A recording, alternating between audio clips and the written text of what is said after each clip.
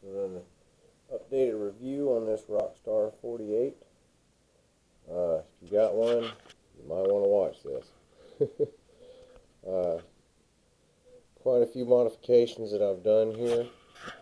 I've rerouted my antenna to come out back here instead of right here on this cowl, because if you crank this motor and it's idling, you want to get it in the water, you got to mess with these little locking tabs.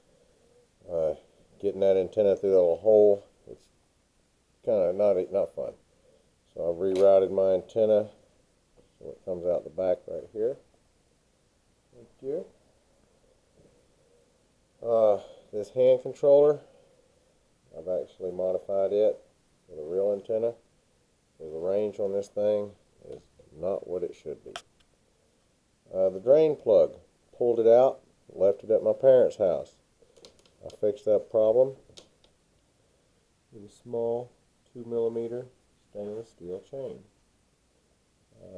I would go bigger than 2mm if you're going to do this, because I had to use a watch repair kit with the screws and epoxy them in there with a Dremel and a little tiny drill. It wasn't fun. That 2mm is just a teeny tiny little thing. It looks really cool. It's kind of scale, but go with 5mm if you're going to do that. But that makes it a lot better. I can pull this out. It ain't going anywhere. Stainless steel. It's just a really good feature. Now my drain plug, I'll never lose it. Make sure you get some replacement things here, because if you hit a stick or something, this will shear off. If your steering goes bad, and you have to turn your steering up on your controller to get it to turn, bring it in and check it, because if this thing breaks, if that shear, it's supposed to shear off if you hit something, and it does. If this will come up, and it'll be at a 45-degree angle, and you will not get water in this pickup tube, and it'll burn up your motor. So if it's not steering properly, bring it in and check it. Use grease. Can't emphasize enough. Here, so water can't get in. Everywhere. Getting to the drive shaft. Kept blowing out this little neoprene bushing that they put in here. It sucked. Alright, I like neoprene. It's a great bushing, but it was just burning it up.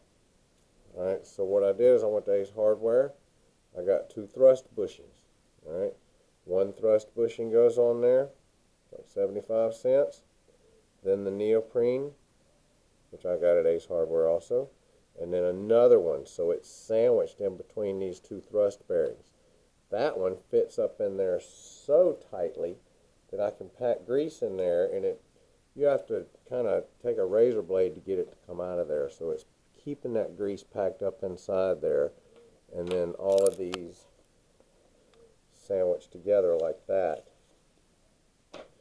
And I haven't had any issues at all. No issues at all. This thing will rust on you overnight. So can't tell you enough to keep that grease. Just dip it down into that thing and bend it just a little bit and turn it so grease will get down in there really nice. Excuse my phone, I'm trying to ignore it. Alright, inside of here, a few little pointers. I put muffler wrap tape on my mufflers here and here, because it gets really hot right here. So that's an added feature too that I did. It holds the GoPro very well right there.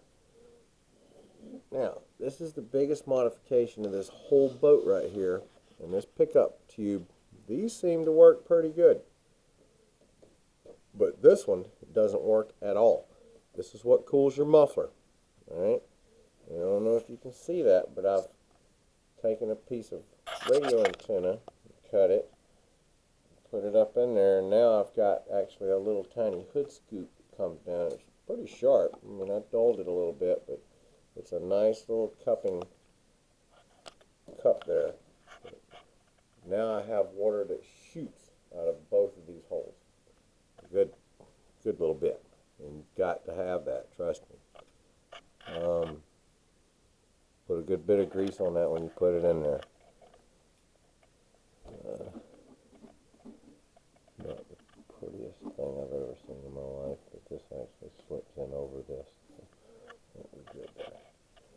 But I think that's about all the modifications I can tell you on it. The paint job, it scratches easy. You got to be careful with it. I could have put another coat of clear coat on it if you ask me. But I think it does. It might have clear coat. I don't know. Other than that, it's a great boat, but it is definitely high maintenance. And I hope these pointers helped you out.